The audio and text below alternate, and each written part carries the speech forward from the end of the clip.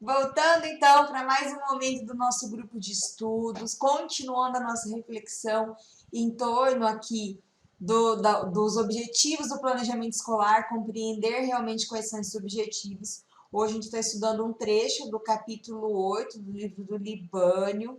Como eu já falei lá no nosso primeiro vídeo, é um livro que precisa ser, na minha opinião, um livro de referência para aqueles que ocupam ou almejam ocupar o cargo de gestor escolar, seja diretor, coordenador pedagógico, supervisor, orientador ou qualquer outro cargo que dentro aí da estrutura em que você está inserido faça parte da equipe gestora. Então, aqui a gente vai compreender esse sentido macro até chegar nos planos de ação, como que isso se desenvolve, como isso é importante para a gente conseguir resultados no nosso trabalho. A escola e o aprendizado são os nossos objetos de conhecimento, os nossos objetos de desenvolvimento, quando a gente fala do interior da escola. E entender como que eu consigo trabalhar com esses objetos e como eu posso produzir melhores resultados em torno deles é fundamental. Então, vamos lá. Planejamento escolar, como a gente já sabe, ele é o nosso tema guarda-chuva, né? Quando eu falo de planejamento dentro da escola. Então, o planejamento escolar, ele é macro. Ele vai abordar o projeto político-pedagógico, ele vai prever, né, o desenvolvimento de projetos de intervenção, ele vai trabalhar ali dentro daquele planejamento, o próprio planejamento curricular, o planejamento pedagógico das aulas. Então, o que a gente observa é que o planejamento escolar é como se ele fosse o grande guarda-chuva e dentro deles estivessem ali alocados, a gente pode dizer assim, outros tipos de planos. Então, ele é o estratégico, é aquilo que vai mostrar o que é a escola, quem é a escola, onde ela quer chegar, quais os caminhos que ela quer atingir. Por isso que o primeiro objeto dele é o projeto político-pedagógico, tá? Nós não vamos falar aqui no nosso tema, nesse tema de hoje do grupo de estudo, nós vamos entender do projeto político-pedagógico, mas a gente vai entender aqui em relação a como que eu desdobro o planejamento escolar. Então, o planejamento escolar, ele dá origem a planos de trabalho. Então, eu desenvolvo plano de trabalho para os professores, desenvolvo plano de trabalho para a coordenação pedagógica, para o diretor, desenvolvo plano de trabalho para outros sub-áreas ou outros profissionais que estejam dentro da escola, porque a partir a execução destes planos de trabalho é o que vai ajudar justamente ao quê? A cumprir com aquilo que foi estabelecido no planejamento escolar. Então, eu tenho, como vocês podem observar aqui, o planejamento escolar, a partir do planejamento escolar, a elaboração de planos de trabalho. E para a execução dos planos de trabalho, a gente elabora o que a gente chama de plano de ação. Aqui na página tem uma trilha de aprendizagem só sobre desenvolvimento de plano de trabalho e plano de ação. Depois você pode dar uma olhada ali, tem uma playlist que você pode estudar a partir dela. Como elaborar. Aqui o objetivo é de entender justamente o quê? Que sem o planejamento escolar, não há como a gente desenvolver o quê? Planos de trabalho que sejam realmente focados naquilo que a escola quer e precisa atingir. E sem a organização desses planos de trabalho, não tem como eu organizar um plano de ação. Como que eu vou agir ou como que eu vou pensar em agir se eu não sei qual é o propósito dessa minha ação? Para pensar nisso. O quanto é importante a gente entender que tudo começa pelo planejamento escolar. E já vou dizer aqui para você, esse planejamento escolar, ele pode vir parcialmente elaborado, parcialmente pronto da Secretaria da Educação, ele pode vir parcialmente pronto da rede de ensino em que você está inserido, naquela que você trabalha, ele pode vir parcialmente pronto da sua direção. E daí é o momento de olhar para a escola, para as necessidades daquela escola, daquele espaço e elaborar os planos de trabalho.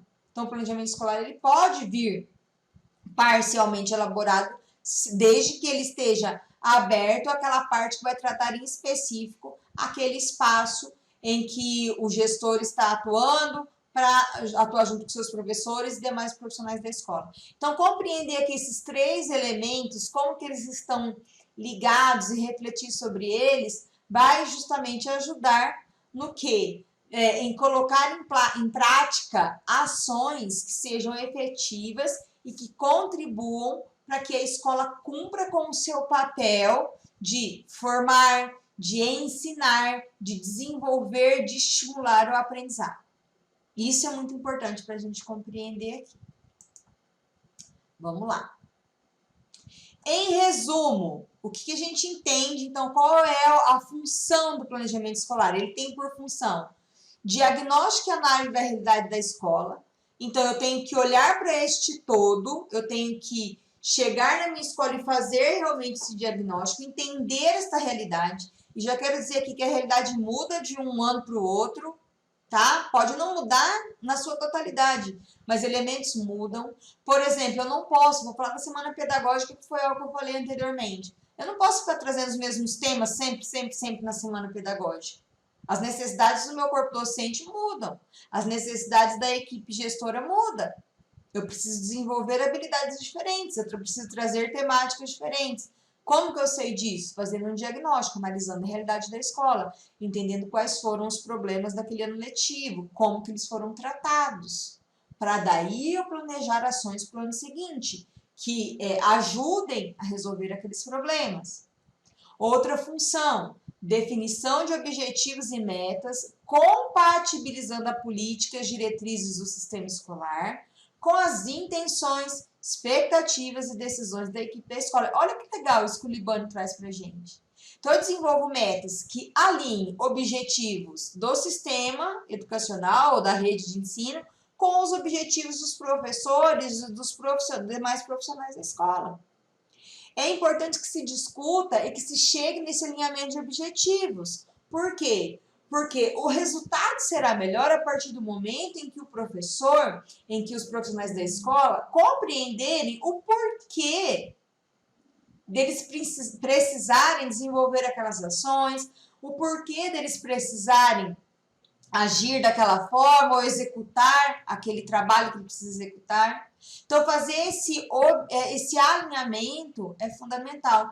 Isso que o Libânio traz aqui para a gente, que serve para você refletir, para eu refletir, para todos nós refletirmos juntos, está muito alinhado àquilo que eu falei anteriormente, da gente estabelecer objetivos que sejam compatíveis com a realidade da escola. Se os profissionais da escola, os professores, fazem parte da escola, então eles fazem parte dessa realidade. Faz sentido isso para você? Pensa nisso.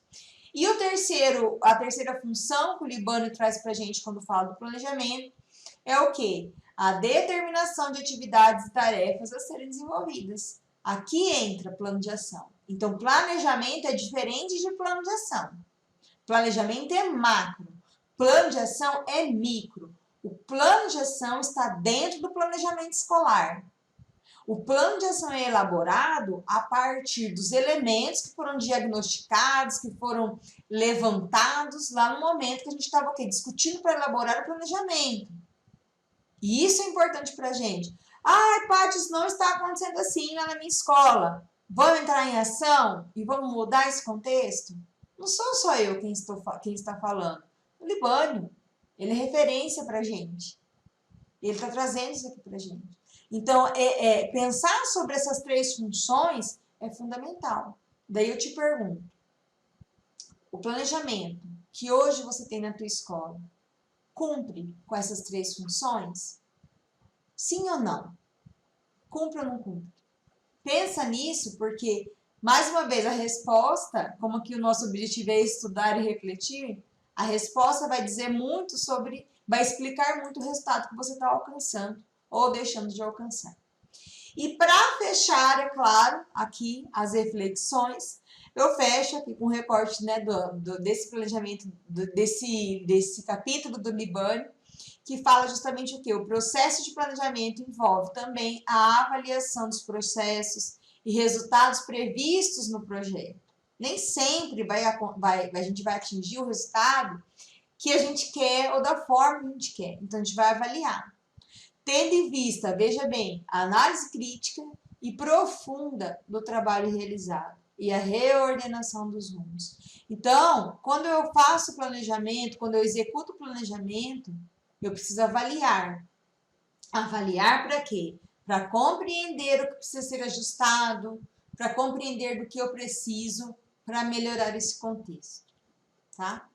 E então agora, para fechar, para você estudar e continuar aí refletindo depois que você encerrar aqui esse vídeo junto comigo, mais uma vez eu volto às perguntas.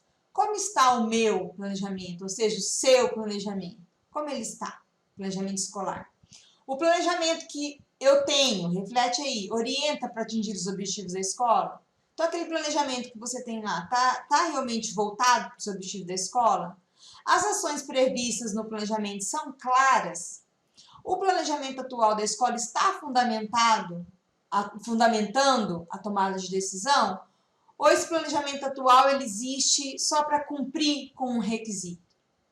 Para pensar nisso, responda essas perguntas, junte com a reflexão que você fez anteriormente e pense o quanto é importante a gente planejar e pense nesse momento de estudo que a gente teve aqui, o quanto você pode mudar ou o quanto você precisa mudar lá na sua prática. E se você está se preparando, você ainda não está na prática lá da gestão escolar, você não atua ainda como coordenador pedagógico, como diretor ou qualquer outro papel, você não está ainda como outro papel lá na gestão escolar, se prepara, pensa, né? Se você está assistindo até aqui é porque você tem interesse em seguir estes passos e ser um gestor, uma gestora escolar.